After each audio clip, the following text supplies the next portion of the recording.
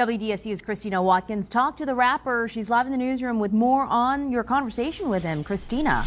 Guys, C. Murder and I talked for about 15 minutes, and I asked him how he's made it through all these years. He told me his daughters keep him going. He also said he's grateful to all the fans who support him, and now he says he's grateful to that witness who came forward. This is a call from Innocence, Louisiana Department of Corrections. I'm not gonna lie, these last 16 years has been a struggle.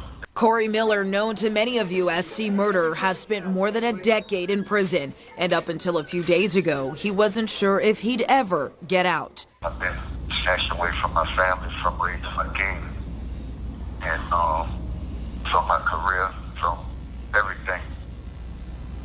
And I just want it back. A key witness came forward recanting his statement. In an affidavit, Kenneth Jordan said Jefferson Parish deputies pressured him to lie by holding an unrelated charge over his head.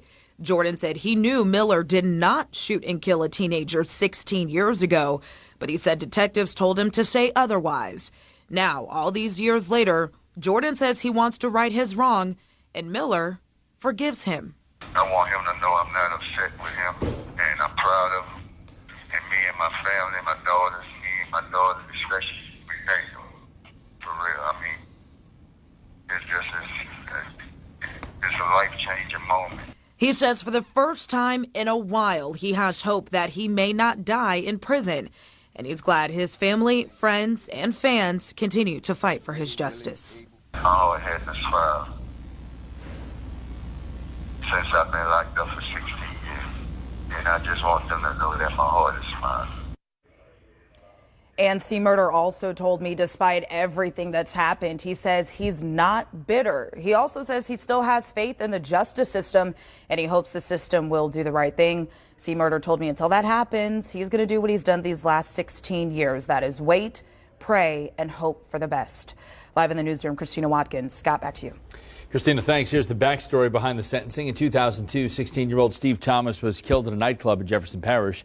Days later, Miller was arrested and charged for the killing with second-degree murder. In 2003, a jury found him guilty of that charge, but the judge overturned the conviction. In 2009, during the retrial, Miller was found guilty and sentenced to life in prison without parole. Big Ed, man, we back. Another edition of Urban Politicians TV, UPTV. Make sure you stay on your pivot at all times, man. Had to come tap in real quick. See, Murder has spoke with the WDSU news station. I'm going to add a link for the thing in the description box and everything.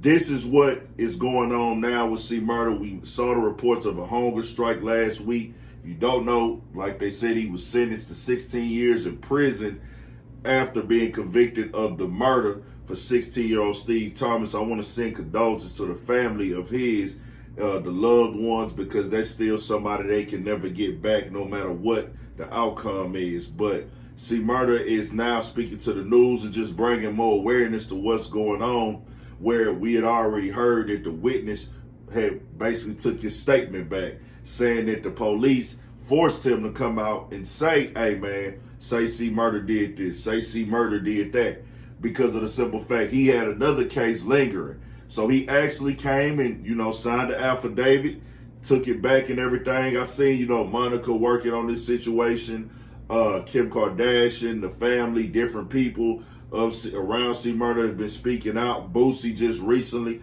went online and asked Kamala Harris, like, what's going on? Look into this. Different people have asked people, can they look into this case? Because he's claiming his innocence, man. 16 years is a long time. And it's good to him say, like, hey, bro, at this point, I'm just trying to get back to where I was, in my life and everything like that.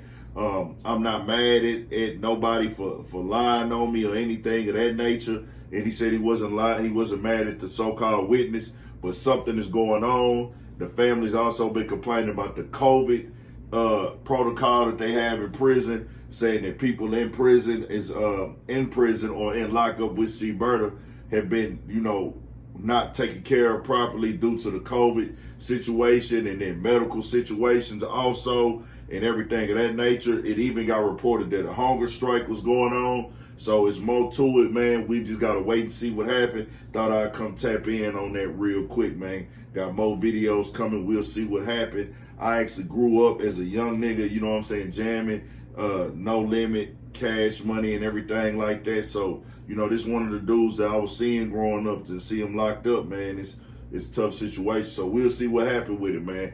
Mo, make sure y'all stay on your pivot too. We got more shit coming, everything. 1000, man, for shit show.